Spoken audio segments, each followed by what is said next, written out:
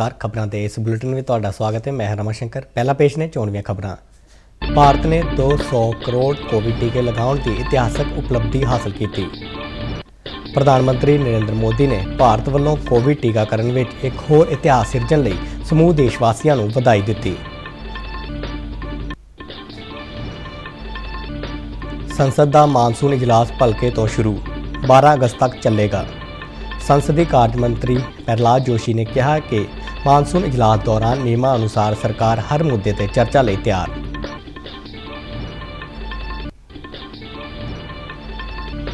विरोधी धिर ने उपराष्ट्रपति की चोण ਲਈ मार्गरेट अल्वा ਨੂੰ अपना उम्मीदवार ऐलानिया। जगदीप धनखड़ NDA के उपराष्ट्रपति उम्मीदवार होंगे।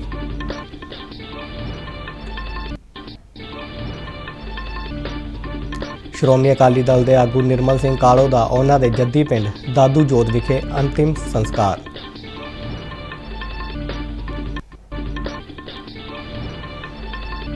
जम्मू कश्मीर के पुलवामा जिले में एक अतवादी हमले में CRPF का एक अफसर शहीद। ते हुण खबरां विस्तार नाल। भारत ने कोरोना तो बचाव लई 200 करोड़ कोविड टीके लगाने की इतिहासक उपलब्धि हासिल की है। जिक्रयोग है कि भारत सरकार वालों बीते साल 16 जनवरी को देश में कोविड रोकू टीकाकरण मुहिम की शुरुआत की गई सी अते अक्तूबर तक भारत ने 100 करोड़ टीकाकरण का टीचा हासिल किया। इस साल 7 जनवरी को देश ने 150 करोड़ टीकाकरण का अंकड़ा पार किया। प्रधानमंत्री नरेंद्र मोदी ने भारत वालों कोविड टीकाकरण में एक होर इतिहास सिरजण लई समूह देशवासियों को बधाई दी है। अपने ट्वीट में उन्होंने कहा कि उन्होंने भारत के टीकाकरण अभियान में बेजोड़ पैमाने और रफ्तार नाल योगदान करने वाले सारे लोगों ते माण है। मोदी ने कहा कि भारत वालों 200 करोड़ टीकाकरण का विशेष अंकड़ा पार करने नाल कोविड-19 विरुद्ध विश्व जंग नूं होर मजबूती मिली है। नरेंद्र मोदी ने कहा कि टीकाकरण मुहिम दौरान लोगों ने साइंस में शलाघायोग आस्था दर्शाई। उन्होंने कहा कि साडे डॉक्टरां नर्सां मोरली कतार के कामियां विज्ञानियां नवाचारियां ते उद्यमियां ने धरती को सुरक्षित करने में अहम भूमिका निभाई। उन्होंने सारे वर्गों की भावना और दृढ़ता की शलाघा की। इस तो पहला केंद्रीय सेहत ते परिवार भलाई मंत्री मनसुख मांडविया ने ट्वीट करके भारत वालों 200 करोड़ टीकाकरण का टीचा प्राप्त करने बारे जानकारी दी। अपने ट्वीट सुनेहे में उन्होंने कहा कि यह उपलब्धि हासिल करना देश और देशवासियों लिए एक माण वाली गल है। उन्होंने कहा कि इतना औखा टीचा भारत ने सिर्फ 18 महीनों में हासिल किया, जबकि विश्व के कई मुल्क अज भी कोविड महामारी नाल जूझ रहे हैं। मनसुख मांडविया ने कहा कि भारत ने एक नवा रिकॉर्ड ही नहीं हासिल किया, सगों दुनिया को एक नवी मिसाल दिखाई है।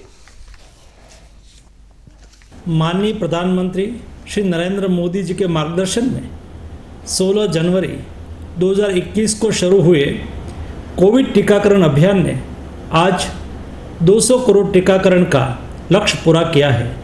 यह देश और देशवासियों के लिए गौरव की बात है। इतना मुश्किल लक्ष्य हमने मात्र 18 महीनों में हासिल कर लिया है। जहां विश्व में कई देश आज भी कोविड महामारी से जूझ रहे हैं, वहीं भारत ने 200 करोड़ टीके लगाकर न सिर्फ एक नया कीर्तिमान स्थापित किया है, बल्कि सूचना ते प्रसारण मंत्री अनुराग सिंह ठाकुर ने भी कोविड टीकाकरण का 200 करोड़ का अंकड़ा पार करने ते देशवासियों को बधाई दी है। उन्होंने कहा कि साडे विज्ञानियों डॉक्टरों मैडिकल स्टाफ और फ्रंट लाइन वर्करां की अनथक मेहनत सदका देश ने रिकॉर्ड समय में यह टीचा हासिल किया। माननीय प्रधानमंत्री नरेंद्र मोदी जी देश के सभी वैज्ञानिक और हमारे जो फ्रंटलाइन वर्कर्स हैं, कोविड वॉरियर्स हैं, डॉक्टर्स हैं, बाकी सब जिनके मेहनत और प्रयासों से 200 करोड़ वैक्सीन लगाने का नया कीर्तिमान भारत ने स्थापित किया। देश के लोगों ने बढ़ चढ़कर इसमें हिस्सा लिया और ये 200 करोड़ वैक्सीन प्रधानमंत्री मोदी जी के निर्णय और नेतृत्व के कारण ही हो पाया और लोगों को मुफ्त में वैक्सीन लगाने का काम भी हुआ। मेरा देश के सभी 18 वर्ष से ज़्यादा के युवाओं से, सभी नागरिकों से अनुरोध रहेगा, बूस्टर डोज अगले 75 दिन तक मुफ्त में लगाने का काम हो रहा है। और ये आज़ादी के 75 वर्ष मनाने के लिए बड़ा निर्णय प्रधानमंत्री मोदी जी ने लिया कि सब 18 वर्ष से ज़्यादा किया है। ਸੰਸਦ ਦਾ ਮਾਨਸੂਨ ਇਜਲਾਸ ਭਲਕੇ 18 ਜੁਲਾਈ ਤੋਂ ਸ਼ੁਰੂ ਹੋ ਰਿਹਾ ਹੈ ਜੋ 12 ਅਗਸਤ ਤੱਕ ਚੱਲੇਗਾ। ਮਾਨਸੂਨ ਇਜਲਾਸ ਦੇ ਮੱਦੇਨਜ਼ਰ ਅੱਜ ਇੱਕ ਸਰਬ ਪਾਰਟੀ ਮੀਟਿੰਗ ਕਰਵਾਈ ਗਈ। ਇਸ ਮੀਟਿੰਗ ਵਿੱਚ ਰੱਖਿਆ ਮੰਤਰੀ ਰਾਜਨਾਥ ਸਿੰਘ, ਸੰਸਦੀ ਮਾਮਲਿਆਂ ਬਾਰੇ ਮੰਤਰੀ ਪ੍ਰਹਲਾਦ ਜੋਸ਼ੀ, ਕਾਂਗਰਸ ਪਾਰਟੀ ਦੇ ਸੰਸਦ ਮੈਂਬਰ ਮਲਿਕਾ ਅਰਜੁਨ ਖੜਗੇ ਅਤੇ ਜੈ ਰਾਮ ਰਮੇਸ਼ ਸਮੇਤ ਵੱਖ-ਵੱਖ 35 ਪਾਰਟੀਆਂ ਦੇ ਨੁਮਾਇੰਦਿਆਂ ਨੇ ਸ਼ਿਰਕਤ ਕੀਤੀ। ਮੀਟਿੰਗ ਤੋਂ ਬਾਅਦ ਮੀਡੀਆ ਨਾਲ ਗੱਲਬਾਤ ਕਰਦਿਆਂ ਪ੍ਰਹਲਾਦ ਜੋਸ਼ੀ ਨੇ ਦੱਸਿਆ ਕਿ ਅੱਜ ਦੀ ਮੀਟਿੰਗ ਦੌਰਾਨ ਸੰਸਦ ਦੀ ਕਾਰਵਾਈ ਸੁਚਾਰੂ ਢੰਗ ਨਾਲ ਚਲਾਉਣ ਦੇ ਮਕਸਦ ਨਾਲ ਵੱਖ-ਵੱਖ ਮੁੱਦਿਆਂ ਤੇ ਚਰਚਾ ਕੀਤੀ ਗਈ, ਜਿਨ੍ਹਾਂ ਵਿੱਚ ਸੰਸਦ ਦੇ ਸੰਚਾਲਨ ਸਮੇਂ ਮੈਂਬਰਾਂ ਵੱਲੋਂ ਪਾਬੰਦੀਸ਼ੁਦਾ ਸ਼ਬਦਾਵਲੀ ਦੀ ਵਰਤੋਂ ਦਾ ਮੁੱਦਾ ਵੀ ਸ਼ਾਮਲ ਸੀ। ਪ੍ਰਹਲਾਦ ਜੋਸ਼ੀ ਨੇ ਕਿਹਾ ਕਿ ਕਾਂਗਰਸ ਪਾਰਟੀ ਬੇਵਜ੍ਹਾ ਮੁੱਦੇ ਪੈਦਾ ਕਰਨ ਦੀ ਕੋਸ਼ਿਸ਼ ਕਰ ਰਹੀ ਹੈ। ਉਹਨਾਂ ਕਿਹਾ ਕਿ ਨਿਯਮਾਂ ਅਨੁਸਾਰ ਸਰਕਾਰ ਹਰ ਮੁੱਦੇ ਤੇ ਚਰਚਾ ਲਈ ਤਿਆਰ ਹੈ। Well, and in many recent elections also people have endorsed the leadership of Shri Narendra Modi ji. That's why unnecessarily these types of non-issues are being raised and they are trying to portray an image that in India even parliament we are not allowed to speak. They are trying to belittle the image of the parliament. I condemn the attitude of the opposition parties and I want to amply clarify that it depends on the situation and circumstances in which they are speaking and on that basis ਜ਼ਿਕਰਯੋਗ ਹੈ ਕਿ ਸੰਸਦ ਦੇ monsoon ਇਜਲਾਸ ਦੌਰਾਨ ਸਦਨ ਦੀਆਂ ਕੋਈ 18 ਮੀਟਿੰਗਾਂ ਹੋਣਗੀਆਂ। ਇਸ ਵਾਰ ਸੰਸਦ ਦੇ ਇਜਲਾਸ ਦਾ ਖਾਸ ਮਹੱਤਵ ਹੈ ਕਿਉਂਕਿ ਇਸ ਦੌਰਾਨ ਰਾਸ਼ਟਰਪਤੀ ਅਤੇ ਉਪ ਰਾਸ਼ਟਰਪਤੀ ਦੇ ਅਹੁਦੇ ਲਈ ਚੋਣਾਂ ਕਰਵਾਈਆਂ ਜਾਣੀਆਂ ਨੇ। ਰਾਸ਼ਟਰਪਤੀ ਚੋਣ ਭਲਕੇ 18 ਜੁਲਾਈ ਨੂੰ ਹੋਵੇਗੀ, ਜਦਕਿ ਉਪ ਰਾਸ਼ਟਰਪਤੀ ਲਈ ਚੋਣ 6 ਅਗਸਤ ਨੂੰ ਕਰਵਾਈ ਜਾਵੇਗੀ। ਮਾਨਸੂਨ ਇਜਲਾਸ ਦੌਰਾਨ ਕੁਝ ਮਹੱਤਵਪੂਰਨ ਬਿੱਲ ਵੀ ਪੇਸ਼ ਕੀਤੇ ਜਾਣ ਦੀ ਸੰਭਾਵਨਾ ਹੈ, ਜਿਨ੍ਹਾਂ ਵਿੱਚ ਪਰਿਵਾਰ ਅਦਾਲਤ ਸੋਧ ਬਿੱਲ, ਵਣ ਸੰਭਾਲ ਸੋਧ ਬਿੱਲ, ਪ੍ਰੈਸ ਅਤੇ ਪੱਤਰ ਪੱਤਰਿਕਾ ਪੰਜੀਕਰਨ ਬਿੱਲ 2022 ਮੁੱਖ ਤੌਰ ਤੇ ਸ਼ਾਮਲ ਨੇ। ਸਮਝਿਆ ਜਾ ਰਿਹਾ ਹੈ ਕਿ ਮਾਨਸੂਨ ਇਜਲਾਸ ਦੌਰਾਨ ਵਿਰੋਧੀ ਧਿਰ ਵੱਲੋਂ ਮਹਿੰਗਾਈ, ਅਗਨੀਪਥ ਯੋਜਨਾ ਸਮੇਤ ਹੋਰ ਮਹੱਤਵਪੂਰਨ ਮੁੱਦੇ ਚੁੱਕੇ ਜਾਣ ਦੀ ਸੰਭਾਵਨਾ ਹੈ। ਮਾਰਗਰੇਟ ਅਲਵਾ ਵਿਰੋਧੀ ਧਿਰ ਦੇ ਉਪ ਰਾਸ਼ਟਰਪਤੀ ਅਹੁਦੇ ਦੇ ਉਮੀਦਵਾਰ ਹੋਣਗੇ। ਕਾਂਗਰਸ ਪਾਰਟੀ ਦੀ ਆਗੂ ਮਾਰਗਰੇਟ ਅਲਵਾ ਗੋਆ, ਗੁਜਰਾਤ, ਰਾਜਸਥਾਨ ਅਤੇ ਉੱਤਰਾਖੰਡ ਦੇ ਰਾਜਪਾਲ ਰਹਿ ਚੁੱਕੇ ਨੇ। ਇਸ ਤੋਂ ਇਲਾਵਾ ਉਹ UPA ਸਰਕਾਰ ਵਿੱਚ ਮੰਤਰੀ ਵੀ ਰਹੇ। ਮਾਰਗਰੇਟ ਅਲਵਾ ਦੇ ਨਾਂ ਦਾ ਐਲਾਨ NCP ਦੇ ਮੁਖੀ ਸ਼ਰਦ ਪਵਾਰ ਵੱਲੋਂ ਕੀਤਾ ਗਿਆ। ਇਸ ਤੋਂ ਪਹਿਲਾਂ NDA ਵੱਲੋਂ ਪੱਛਮ ਬੰਗਾਲ ਦੇ ਰਾਜਪਾਲ ਜਗਦੀਪ ਧਨਖੜ ਨੂੰ ਉਪ ਰਾਸ਼ਟਰਪਤੀ ਲਈ ਉਮੀਦਵਾਰ ਬਣਾਇਆ ਗਿਆ। ਭਾਰਤੀ ਜਨਤਾ ਪਾਰਟੀ ਦੇ ਕੌਮੀ ਪ੍ਰਧਾਨ ਜਗਤ ਪ੍ਰਕਾਸ਼ ਨੱਡਾ ਵੱਲੋਂ ਬੀਤੀ ਰਾਤ ਉਹਨਾਂ ਦੇ ਨਾਂ ਦਾ ਐਲਾਨ ਕੀਤਾ ਗਿਆ ਸੀ। ਭਾਜਪਾ ਸੰਸਦੀ ਬੋਰਡ ਦੀ ਮੀਟਿੰਗ ਦੌਰਾਨ ਜਗਦੀਪ ਧਨਖੜ ਨੂੰ ਉਪ ਰਾਸ਼ਟਰਪਤੀ ਅਹੁਦੇ ਦਾ ਉਮੀਦਵਾਰ ਬਣਾਉਣ ਦਾ ਫੈਸਲਾ ਲਿਆ ਗਿਆ। ਇਸ ਮੀਟਿੰਗ ਵਿੱਚ ਪ੍ਰਧਾਨ ਮੰਤਰੀ ਨਰਿੰਦਰ ਮੋਦੀ, ਭਾਜਪਾ ਦੇ ਕੌਮੀ ਪ੍ਰਧਾਨ JP ਨੱਡਾ, ਗ੍ਰਹਿ ਮੰਤਰੀ ਅਮਿਤ ਸ਼ਾਹ, ਰੱਖਿਆ ਮੰਤਰੀ ਰਾਜਨਾਥ ਸਿੰਘ ਅਤੇ ਹੋਰ ਸੀਨੀਅਰ ਆਗੂ ਸ਼ਾਮਲ ਸਨ। ਜ਼ਿਕਰਯੋਗ ਹੈ ਕਿ 2019 ਵਿੱਚ ਜੁਲਾਈ ਮਹੀਨੇ ਜਗਦੀਪ ਧਨਖੜ ਨੂੰ ਪੱਛਮ ਬੰਗਾਲ ਦਾ ਰਾਜਪਾਲ ਨਿਯੁਕਤ ਕੀਤਾ ਗਿਆ ਸੀ। ਆਜ਼ਾਦੀ ਕਾ ਅੰਮ੍ਰਿਤ ਮਹੋਤਸਵ ਨੂੰ ਸਮਰਪਿਤ ਆਜ਼ਾਦੀ ਕਾ ਸਫ਼ਰ ਤਹਿਤ ਅਸੀਂ ਭਾਰਤ ਦੀ ਆਜ਼ਾਦੀ ਵਿੱਚ ਯੋਗਦਾਨ ਪਾਉਣ ਵਾਲੇ ਵੱਖ-ਵੱਖ ਮੰਨੇ-ਪ੍ਰਮੰਨੇ ਅਤੇ ਗੁਮਨਾਮ ਆਜ਼ਾਦੀ ਸੰਗਰਾਮੀਆਂ ਦੇ ਜੀਵਨ ਦੇ ਪਹਿਲੂਆਂ ਤੋਂ ਤੁਹਾਨੂੰ ਜਾਣੂ ਕਰਵਾਉਂਦੇ ਹਾਂ। ਇਸ ਤੋਂ ਇਲਾਵਾ ਆਜ਼ਾਦੀ ਦੇ ਸੰਘਰਸ਼ ਨਾਲ ਜੁੜੀਆਂ ਹੋਰ ਗਤੀਵਿਧੀਆਂ ਬਾਰੇ ਵੀ ਦੱਸਦੇ ਹਾਂ। ਅੱਜ ਦੀ ਕੜੀ ਵਿੱਚ ਅਸੀਂ ਖਾਸੀ ਆਜ਼ਾਦੀ ਘੁਲਾਟੀਏ ਯੂਥ ਰੋਡ, ਸਿੰਘ ਸਿਆਮ, ਵੀਰ ਹਸਾਰਾਮ ਪਮਨਾਨੀ, ਗਾਂਧੀਵਾਦੀ ਆਜ਼ਾਦੀ ਘੁਲਾਟੀਏ ਕਿਸ਼ੋਰ ਯਸਵ ਅਤੇ ਆਜ਼ਾਦੀ ਕਾਰਕੁਨ ਗੁਰਿਆ ਬਾਰੇ ਜਾਣਕਾਰੀ ਦੇ ਰਹੇ ਹਾਂ।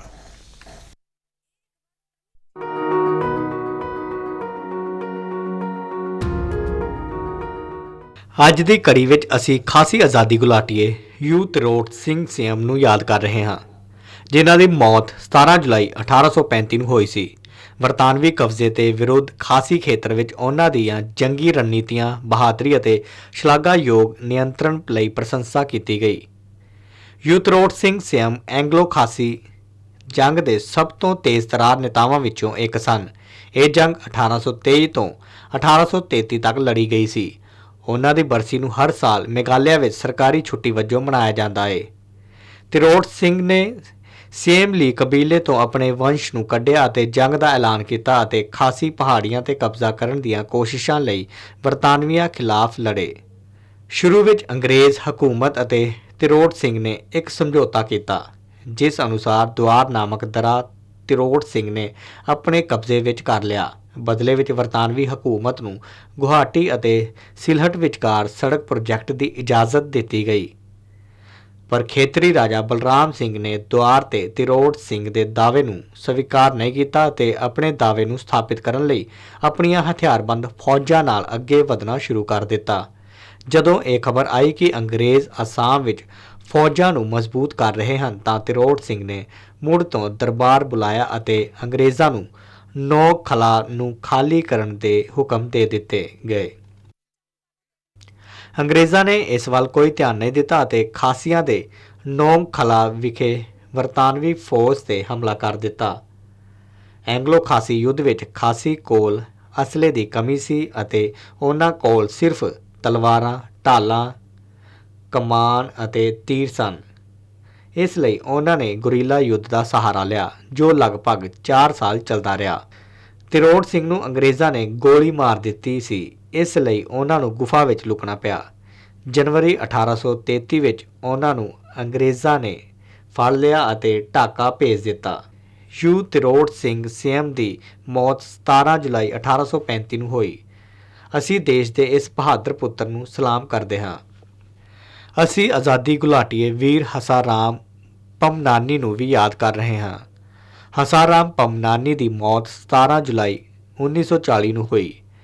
10 ਅਪ੍ਰੈਲ 1899 ਨੂੰ ਰੋੜੀ ਸਿੰਧ ਵਿੱਚ ਜਨਮੇ ਪਮਨਾਨੀ ਨੇ ਨਾ ਮਿਲਵਰਤਨ ਅੰਦੋਲਨ ਦੌਰਾਨ 1921 ਵਿੱਚ ਸਰਕਾਰੀ ਨੌਕਰੀ ਤੋਂ ਅਸਤੀਫਾ ਦੇ ਦਿੱਤਾ ਅਤੇ ਰਾਸ਼ਟਰੀ ਅੰਦੋਲਨ ਵਿੱਚ ਸ਼ਾਮਲ ਹੋ ਗਏ। ਆਜ਼ਾਦੀ ਦੇ ਅੰਦੋਲਨ ਵਿੱਚ ਹਿੱਸਾ ਲੈਣ ਲਈ ਉਹਨਾਂ ਨੂੰ ਕਈ ਵਾਰ ਜੇਲ੍ਹ ਜਾਣਾ ਪਿਆ।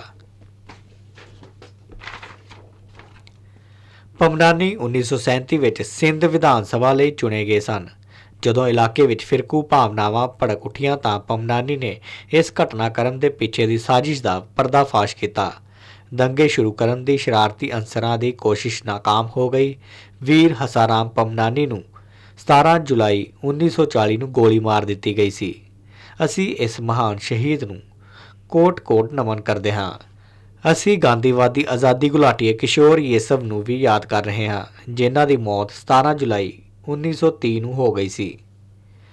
ਮਹਾਰਾਸ਼ਟਰ ਦੇ ਪਾਲਘਰ ਦੇ ਰਹਿਣ ਵਾਲੇ ਕਿਸ਼ੋਰ ਗੁਜਰਾਤ ਦੇ ਥਰਸਾਨਾ ਵਿੱਚ ਸਿਵਲ ਨਾਫਰਮਾਨੀ ਅੰਦੋਲਨ ਵਿੱਚ ਸਰਗਰਮੀ ਨਾਲ ਸ਼ਾਮਲ ਹੋਏ ਸਨ।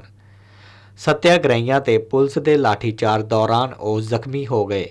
ਪੁਲਿਸ ਨੇ ਜ਼ਖਮੀ ਹੋਣ ਦੇ ਬਾਵਜੂਦ ਉਹਨਾਂ ਨੂੰ ਮੁੱਢਲੀ ਡਾਕਟਰੀ ਸਹਾਇਤਾ ਦੇਣ ਦੀ ਥਾਂ ਤੇ ਉਹਨਾਂ ਨੂੰ ਗ੍ਰਿਫਤਾਰ ਕਰਕੇ ਆਰਥਰ ਰੋਡ ਜੇਲ੍ਹ ਵਿੱਚ ਬੰਦ ਕਰ ਦਿੱਤਾ।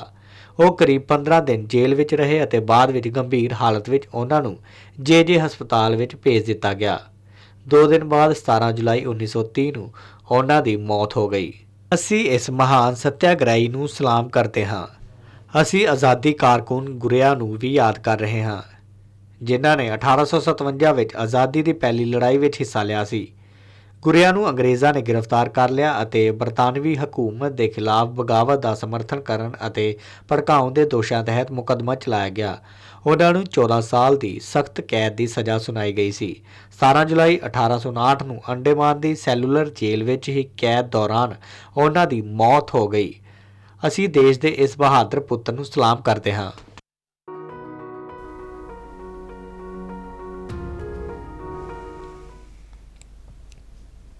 ਸ਼੍ਰੋਮਣੀ ਅਕਾਲੀ ਦਲ ਦੇ ਸੀਨੀਅਰ ਆਗੂ ਅਤੇ ਸਾਬਕਾ ਮੰਤਰੀ ਤੇ ਵਿਧਾਨ ਸਭਾ ਸਪੀਕਰ ਨਿਰਮਲ ਸਿੰਘ ਕਾਲੋ ਦਾ ਅੱਜ ਗੁਰਦਾਸਪੁਰ ਜ਼ਿਲ੍ਹੇ ਵਿੱਚ ਉਹਨਾਂ ਦੇ ਜੱਦੀ ਪਿੰਡ ਦਾਦੂ ਜੋਧ ਵਿੱਚ ਅੰਤਿਮ ਸੰਸਕਾਰ ਕਰ ਦਿੱਤਾ ਗਿਆ। ਇਸ ਮੌਕੇ ਵੱਡੀ ਗਿਣਤੀ ਵਿੱਚ ਸਿਆਸੀ, ਧਾਰਮਿਕ ਅਤੇ ਸਮਾਜਿਕ ਆਗੂ ਮੌਜੂਦ ਸਨ। ਨਿਰਮਲ ਸਿੰਘ ਕਾਲੋ ਦਾ ਬੀਤੇ ਦਿਨ ਅੰਮ੍ਰਿਤਸਰ ਦੇ ਇੱਕ ਪ੍ਰਾਈਵੇਟ ਹਸਪਤਾਲ ਵਿੱਚ ਇਲਾਜ ਦੌਰਾਨ ਦੇਹਾਂਤ ਹੋ ਗਿਆ ਸੀ। ਉਹ ਕੁਝ ਸਮੇਂ ਤੋਂ ਬਿਮਾਰ ਚੱਲ ਰਹੇ ਸਨ। ਨਿਰਮਲ ਸਿੰਘ ਕਾਲੋ ਦੀ ਅੰਤਿਮ ਯਾਤਰਾ ਵਿੱਚ ਸ਼੍ਰੋਮਣੀ ਅਕਾਲੀ ਦਲ ਦੇ ਪ੍ਰਧਾਨ ਸੁਖਬੀਰ ਸਿੰਘ ਬਾਦਲ, ਕਾਂਗਰਸ ਪਾਰਟੀ ਦੇ ਤ੍ਰਿਪਤ ਰਜਿੰਦਰ ਸਿੰਘ ਬਾਜਵਾ ਅਤੇ ਆਮ ਆਦਮੀ ਪਾਰਟੀ ਤੋਂ ਕੈਬਨਿਟ ਮੰਤਰੀ ਕੁਲਦੀਪ ਸਿੰਘ ਧਾਲੀਵਾਲ ਨੇ ਉਚੇਚੇ ਤੌਰ ਤੇ ਸ਼ਿਰਕਤ ਕੀਤੀ ਅਤੇ ਵਿਛੜੀ ਰੂਹ ਨੂੰ ਸ਼ਰਧਾਂਜਲੀਆਂ ਭੇਟ ਕੀਤੀਆਂ। ਨਿਰਮਲ ਸਿੰਘ ਕਾਲੋ ਫਤਿਹਗੜ੍ਹ ਚੂੜੀਆਂ ਵਿਧਾਨ ਸਭਾ ਹਲਕੇ ਤੋਂ 3 ਵਾਰ ਸ਼੍ਰੋਮਣੀ ਅਕਾਲੀ ਦਲ ਦੇ ਉਮੀਦਵਾਰ ਵਜੋਂ ਚੁਣੇ ਗਏ। ਉਹ 2007 ਤੋਂ 2012 ਤੱਕ ਵਿਧਾਨ ਸਭਾ ਸਪੀਕਰ ਰਹੇ ਅਤੇ ਅਕਾਲੀ ਭਾਜਪਾ ਸਰਕਾਰ ਸਮੇਂ ਪੇਂਡੂ ਵਿਕਾਸ ਤੇ ਪੰਚਾਇਤ ਮੰਤਰੀ ਵੀ ਰਹੇ। ਪਠਾਨਕੋਟ ਜ਼ਿਲ੍ਹੇ ਵਿੱਚ ਅੰਤਰਰਾਸ਼ਟਰੀ ਸਰਹੱਦ ਤੇ ਢਿੰਡਾ ਖੇਤਰ ਵਿੱਚ ਡਰੋਨ ਗਤੀਵਿਧੀ ਦੇਖੀ ਗਈ। ਦੱਸਿਆ ਜਾ ਰਿਹਾ ਹੈ ਕਿ ਰਾਤ ਕਰੀਬ 12 ਵਜੇ ਡਿਊਟੀ ਤੇ ਤਾਇਨਾਤ BSF ਜਵਾਨਾਂ ਨੇ ਡਰੋਨ ਹਰਕਤ ਦੇਖੀ ਅਤੇ ਡਰੋਨ ਦੀ ਦਿਸ਼ਾ ਵੱਲ ਫਾਇਰਿੰਗ ਕੀਤੀ, ਜਿਸ ਮਗਰੋਂ ਡਰੋਨ ਪਾਕਿਸਤਾਨ ਵਾਲੇ ਪਾਸੇ ਵਾਪਸ ਚਲਾ ਗਿਆ। ਇਸ ਘਟਨਾ ਤੋਂ ਬਾਅਦ ਜੰਗਲਾਤ ਖੇਤਰ ਵਿੱਚ BSF ਵੱਲੋਂ ਤਲਾਸ਼ੀ ਅਭਿਆਨ ਵਿੰਡਿਆ ਗਿਆ। ਜੰਮੂ ਕਸ਼ਮੀਰ ਦੇ ਪੁਲਵਾਮਾ ਜ਼ਿਲ੍ਹੇ ਵਿੱਚ ਇੱਕ ਅੱਤਵਾਦੀ ਹਮਲੇ ਵਿੱਚ CRPF ਦਾ ਇੱਕ ਜਵਾਨ ਸ਼ਹੀਦ ਹੋ ਗਿਆ। ਸਰਕਾਰੀ ਸੂਤਰਾਂ ਅਨੁਸਾਰ ਅੱਜ ਦੁਪਹਿਰ ਕੋਈ 2:20 ਤੇ ਦੱਖਣ ਕਸ਼ਮੀਰ ਦੇ ਗੰਗੂ ਖੇਤਰ ਵਿੱਚ ਅੱਤਵਾਦੀਆਂ ਵੱਲੋਂ ਪੁਲਿਸ ਅਤੇ CRPF ਦੀ ਇੱਕ ਸਾਂਝੀ ਨਾਕਾਬਾਜ਼ੀ ਤੇ ਫਾਇਰਿੰਗ ਕੀਤੀ ਗਈ, ਜਿਸ ਦੌਰਾਨ CRPF ਦਾ ਇੱਕ ਸਹਾਇਕ ਸਬ ਇੰਸਪੈਕਟਰ ਵਿਨੋਦ ਕੁਮਾਰ ਜ਼ਖਮੀ ਹੋ ਗਿਆ। ਉਹਨਾਂ ਨੂੰ ਪੁਲਵਾਮਾ ਦੇ ਇੱਕ ਹਸਪਤਾਲ ਲਿਜਾਇਆ ਗਿਆ, ਪਰ ਇਲਾਜ ਦੌਰਾਨ ਉਹਨਾਂ ਦਮ ਤੋੜ ਦਿੱਤਾ। ਇਸ ਘਟਨਾ ਤੋਂ ਬਾਅਦ ਸੁਰੱਖਿਆ ਬਲਾਂ ਨੇ ਇਲਾਕੇ ਦੀ ਘੇਰਾਬੰਦੀ ਕਰਕੇ ਤਲਾਸ਼ੀ ਅਭਿਆਨ ਸ਼ੁਰੂ ਕੀਤਾ। ਭਾਰਤ ਤੇ ਇੰਗਲੈਂਡ ਵਿਚਾਲੇ ਮੌਜੂਦਾ ਲੜੀ ਦੇ ਤੀਜੇ ਅਤੇ ਅੰਤਿਮ ਇੱਕ ਦਿਨਾ ਮੈਚ ਵਿੱਚ ਭਾਰਤ ਨੇ ਟਾਸ ਜਿੱਤ ਕੇ ਇੰਗਲੈਂਡ ਨੂੰ ਪਹਿਲਾਂ ਬੱਲੇਬਾਜ਼ੀ ਦਾ ਸੱਦਾ ਦਿੱਤਾ। ਮਾਨਚੈਸਟਰ ਵਿੱਚ ਖੇਡਿਆ ਜਾ ਰਿਹਾ ਇਹ ਇੱਕ ਦਿਨਾ ਮੈਚ ਦੋਵੇਂ ਟੀਮਾਂ ਵਾਸਤੇ ਕਾਫੀ ਮਹੱਤਵਪੂਰਨ ਹੈ ਕਿਉਂਕਿ ਇੱਕ ਦੀ ਬਰਾਬਰੀ ਤੇ ਚੱਲ ਰਹੀਆਂ ਭਾਰਤ ਤੇ ਇੰਗਲੈਂਡ ਦੀਆਂ ਟੀਮਾਂ ਵਾਸਤੇ ਇਹ ਮੈਚ ਫੈਸਲਾਕੁਨ ਹੋਵੇਗਾ। ਦੋਵੇਂ ਟੀਮਾਂ ਇਸ ਮੈਚ ਵਿੱਚ ਜਿੱਤ ਹਾਸਲ ਕਰਕੇ 3 ਇੱਕ ਦਿਨਾ ਮੈਚਾਂ ਦੀ ਲੜੀ ਤੇ ਕਾਬਜ਼ ਹੋਣ ਦੀ ਕੋਸ਼ਿਸ਼ ਕਰਨਗੀਆਂ। ਇਸ ਤੋਂ ਪਹਿਲੇ ਇੱਕ ਦਿਨਾ ਮੈਚ ਵਿੱਚ ਭਾਰਤ ਨੇ ਇੰਗਲੈਂਡ ਨੂੰ 10 ਵਿਕਟਾਂ ਦੇ ਵੱਡੇ ਫਰਕ ਨਾਲ ਹਰਾ ਕੇ ਸ਼ਾਨਦਾਰ ਜਿੱਤ ਦਰਜ ਕੀਤੀ, ਜਦਕਿ ਦੂਜੇ ਇੱਕ ਦਿਨਾ ਮੈਚ ਵਿੱਚ ਇੰਗਲੈਂਡ ਨੇ ਭਾਰਤ ਨੂੰ 100 ਦੌੜਾਂ ਦੇ ਵੱਡੇ ਫਰਕ ਨਾਲ ਹਰਾਇਆ। ਤੀਜਾ ਇੱਕ ਦਿਨਾ ਮੈਚ ਜਾਰੀ ਹੈ। ਖਬਰਾਂ ਲਿਖੇ ਜਾਣ ਤੱਕ ਇੰਗਲੈਂਡ ਨੇ 7 ਖਿਡਾਰੀਆਂ ਪਿੱਛੇ 214 ਦੌੜਾਂ ਬਣਾ ਲਈਆਂ ਸਨ। ਖਬਰਾਂ ਦੇ ਬੁਲੇਟਿਨ ਸਾਡੇ ਦਰਸ਼ਕ RNU DDK ਜਲੰਧਰ ਦੇ YouTube ਚੈਨਲ, Facebook ਪੇਜ ਅਤੇ Twitter ਹੈਂਡਲ ਤੇ ਵੀ ਦੇਖ ਸਕਦੇ ਨੇ। ਤੇ ਇਸ ਦੇ ਨਾਲ ਹੀ ਖਬਰਾਂ ਦਾ ਇਹ ਬੁਲੇਟਿਨ ਖਤਮ ਹੋਇਆ। ਮੈਂ ਮਾਸਕ ਲਗਾ ਕੇ ਸਟੂਡੀਓ ਤੋਂ ਬਾਹਰ ਜਾ ਰਿਹਾ। ਬਾਹਰ ਜਾਣ ਵੇਲੇ ਤੁਸੀਂ ਵੀ ਮਾਸਕ ਲਗਾ ਕੇ ਜਾਓ। ਇਜਾਜ਼ਤ ਦਿਓ। ਨਮਸਕਾਰ।